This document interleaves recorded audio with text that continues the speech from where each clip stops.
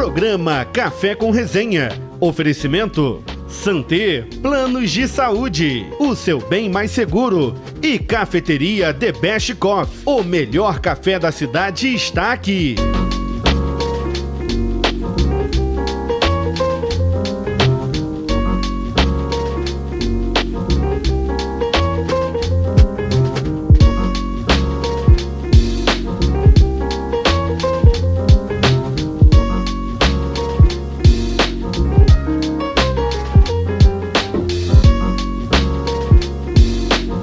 Sejam bem-vindos ao Café com Resenha, este programa que tem como objetivo levar até você, como eu sempre falo aqui, não só entretenimento, mas sobretudo algum tipo de informação relevante, construtiva, discussões, debates que possam de alguma maneira te ajudar. Eu tenho muito prazer em realizar esse programa, sobretudo quando eu tenho aqui sentado à mesa da The Best Coffee, esta cafeteria que está na recepção do Instituto Batista Beneficente Monte Hermon. E eu tenho prazer hoje de receber aqui duas figuras ilustres e não há nenhuma força de expressão aqui em Teresópolis, sobretudo no meio acadêmico, no meio pedagógico, de educação, de escola. Eu estou recebendo aqui Douglas, professor Douglas, é professor do município, não é isso? É psicopedagogo, é uma palavra bonita de falar, mas não só bonita de falar, de expressão, mas importante na atividade.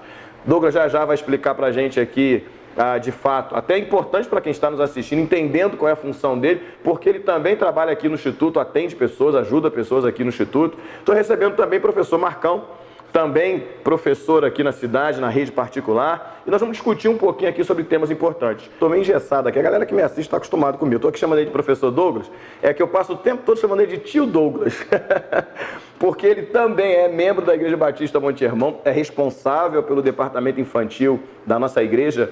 Antes de eu chegar aqui em Monte Hermon, dispensam comentários, só quem conhece o Douglas e a Renatinha sabem a relevância e a importância do trabalho deles na igreja, na sociedade, porque não é só na igreja não, ele faz um trabalho aqui na comunidade, Projeto Resgate, que há muitos anos reúne muitas crianças, propiciando muitas coisas boas para crianças. Eu quero ir direto ao tema, até porque a objetividade do programa aqui, pelo horário curto, pelo tempo, é importante, e quero colocar aqui em discussão, Douglas, o momento que o país vive, em que se fala muito da importância da escola na formação, e o professor Marcão vinha falando sobre isso, da formação da criança, da importância da escola, você é um professor, na vida da criança, nesse momento em que o país discute muito formação, não só de personalidade, mas de caráter, escolhas que são importantes para a vida. Por exemplo, há pouco tempo a Rádio Melodia fez um debate, realizou um debate sobre escola sem partido, foi um dos debates que teve a maior audiência.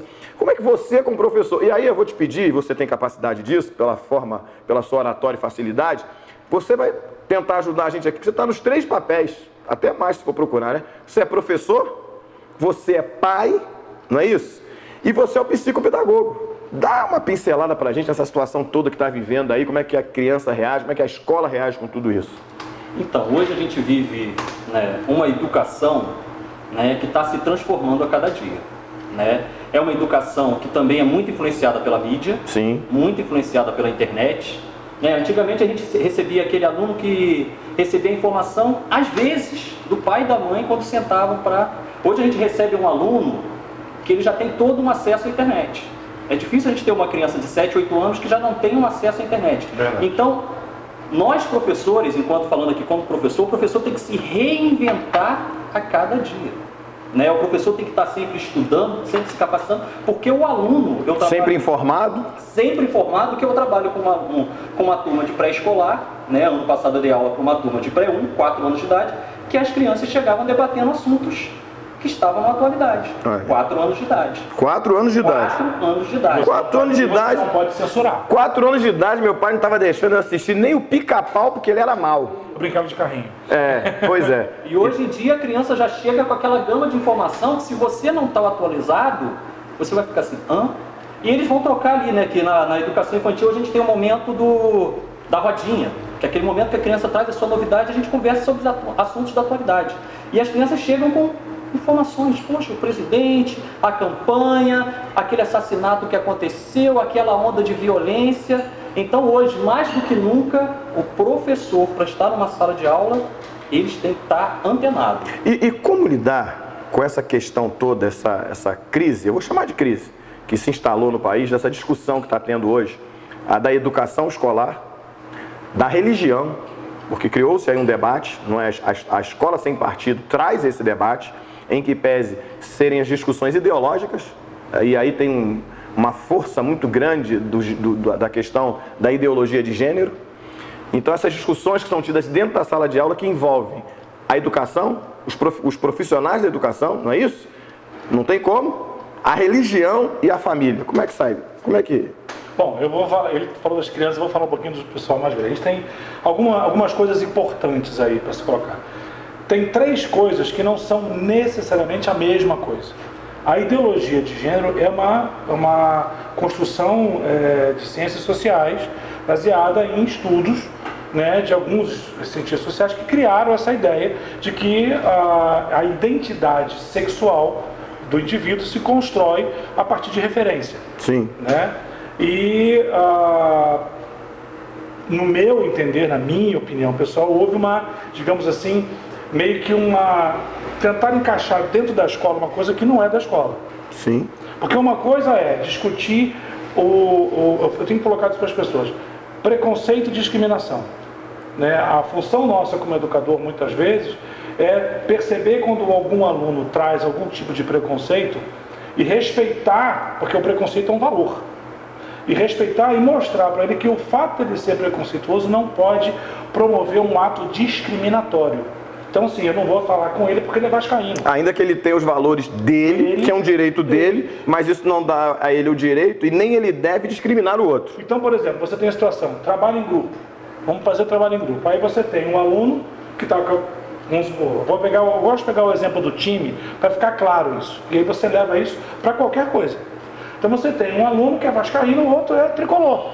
Aí vamos fazer trabalho em duplo. Ah, tia, não quero juntar com ele não, porque ele é tricolor. E eu não junto com o tricolor. Como é que entra o professor em sala de aula? Peraí, aqui vocês são alunos. Não é porque ele é tricolor que você não pode sentar com ele.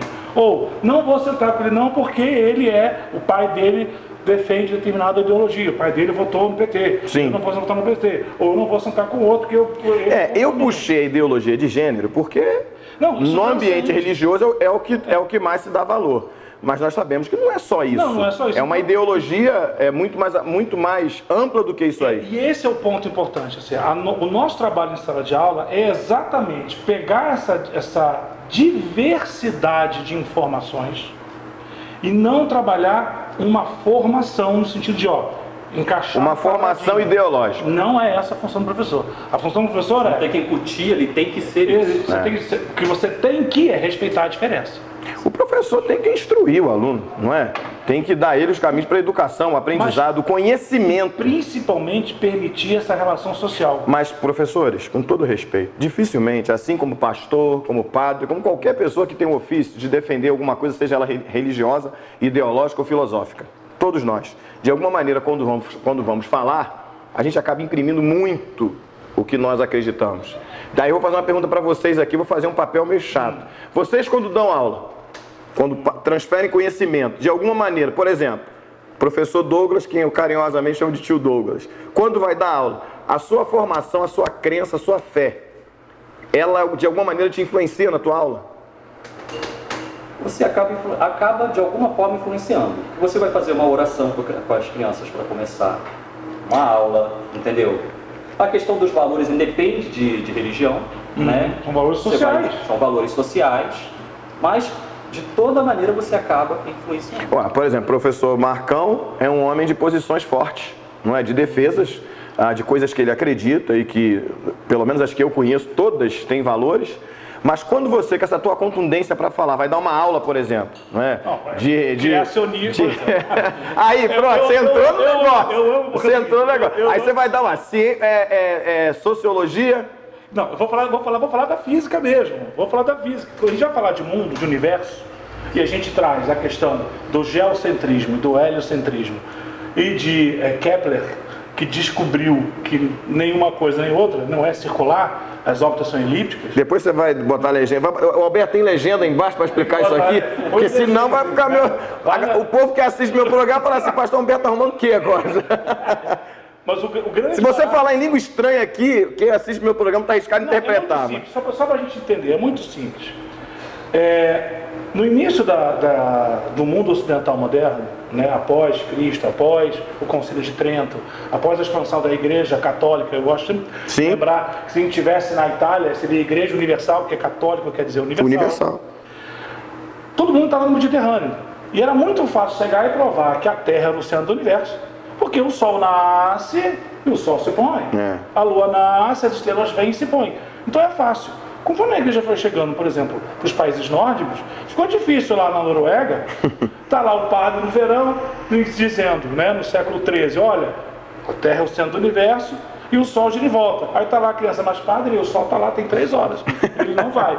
Então, o grande barato nosso, né, enquanto professor, é trazer todo esse conhecimento acumulado ao longo da história, entregar isso para os alunos e deixar com que eles construam seus valores junto com a família. A partir do conhecimento transferido. Agora, aquilo que eu falo, por exemplo, eu tinha alunos que estavam naquela onda eu sou professor de física, eu sou físico espacial, então naquela onda de que a Terra é plana.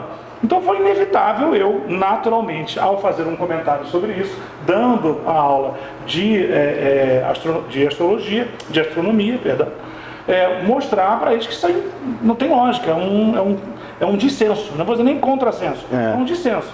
Então, da mesma forma, eu imagino né, que professores de ciências humanas, professor de história, professor de geografia, professor de sociologia, que eventualmente tem uma identidade mais voltada para o lado liberal, quando ele apresenta as escolas mais conservadoras, ele faz o contraponto. Sim. E aí é que está o problema.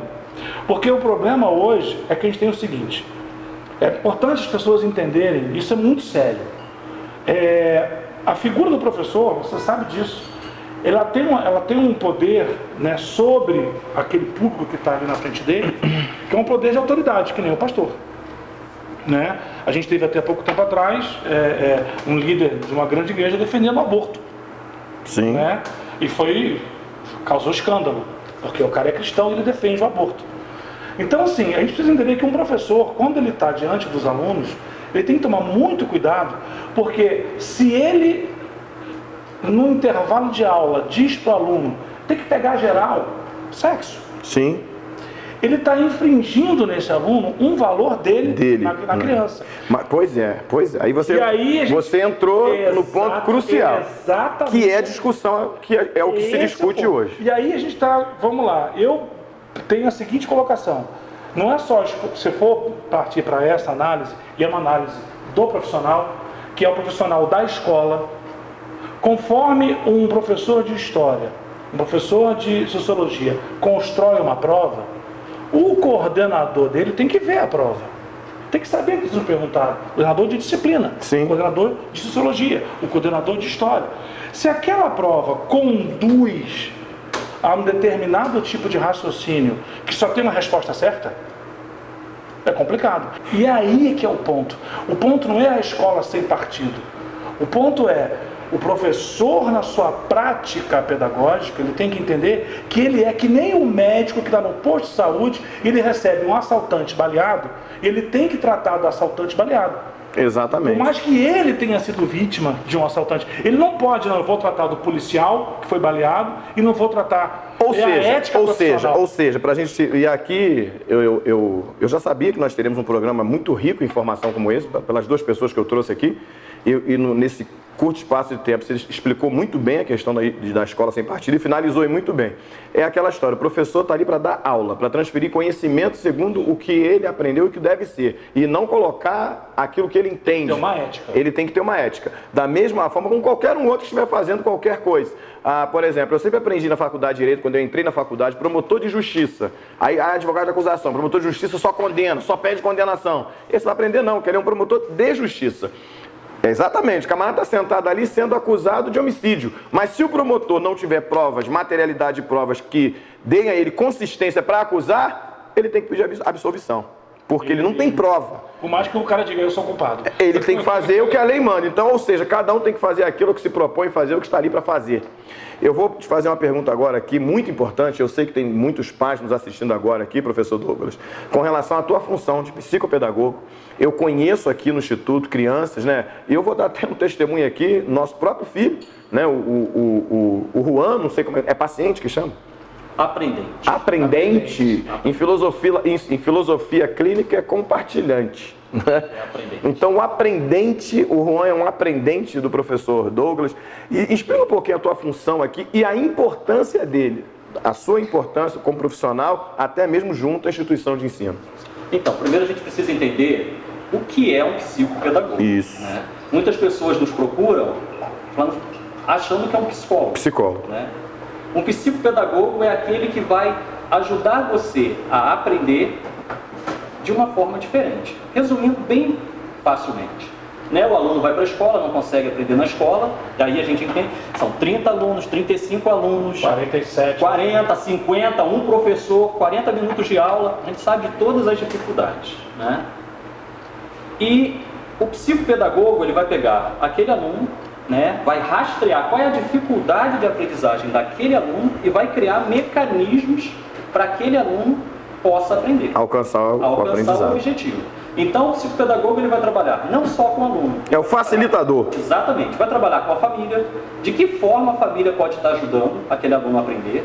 Vai estar trabalhando com a escola, intervindo junto à escola, de que maneira a escola pode tratar aquele aluno ali para que aquele aluno possa aprender. E a gente sempre teve uma demanda muito grande de dificuldade de aprendizagem, né? Sempre teve. Não é agora, psicopedagogo surgiu agora, é a novidade do terceiro milênio. Professor, mas nesse momento que nós estamos vivendo, em que já foi falado aqui pelo professor Marcão, essa proliferação de informação, essa facilidade de acesso à informação, isso de certa forma também não prejudica um pouco o aprendizado? Muito. Prejudica muito. Por quê?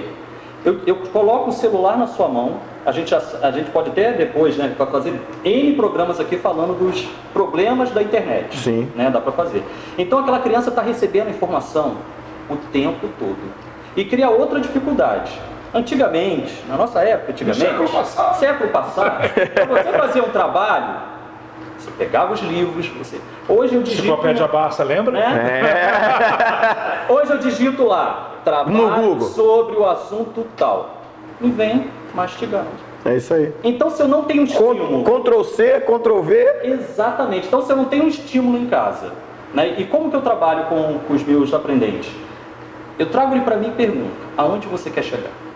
Primeiro, quem é você? Às vezes a gente recebe um aprendente que ele não tem nem direção, não sabe aonde quer chegar. Isso é identidade. É questão da identidade. Aonde eu quero chegar? Não sei. Então eu vou estudar, eu não sei onde eu vou chegar. Qual o valor do estudo para você? Né? Aonde? O que você está fazendo aqui? Né? Primeiro eu faço ele entender o que ele está fazendo ali. Beleza, eu quero ser físico. Ótimo. Beleza. Como vamos chegar lá? Então vamos mostrar aqui, ó, vamos construir um caminho. E aí a gente faz os testes, vê qual é aquela dificuldade, chama a família para perto, porque outra coisa também que a gente percebe muito no meio, que hoje a família, né, dá o celular na mão, quer o resultado. Quando fala, quer o resultado. Né? Às vezes investe 2 mil, 3 mil, 4 mil reais para dar aquele jogo eletrônico e acha que já fez a função. Então não sabe, às vezes nem a escola que o filho estuda. Vai lá, faz a matrícula, deixa o filho lá. Só aparece se der algum problema, né? Seu filho aparecer com machucado.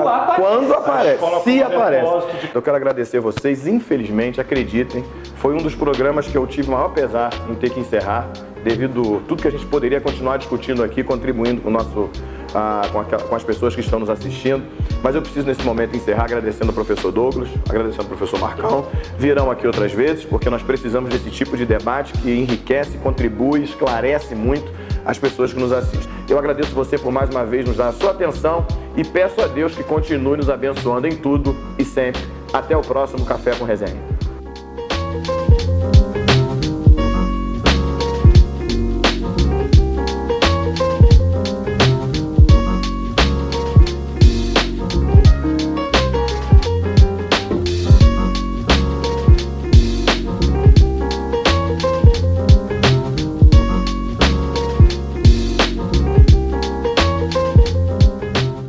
Na Santé Planos de Saúde, você tem o seu bem mais seguro. Temos uma das maiores redes credenciadas da região, o que lhe garante qualidade e tranquilidade na hora de escolher o melhor plano para você, sua família e sua empresa. Trabalhamos com planos individuais por adesão com redução de carências, empresas, MEI e SEI. Fale hoje com nossos corretores habilitados e peça uma cotação sem compromisso.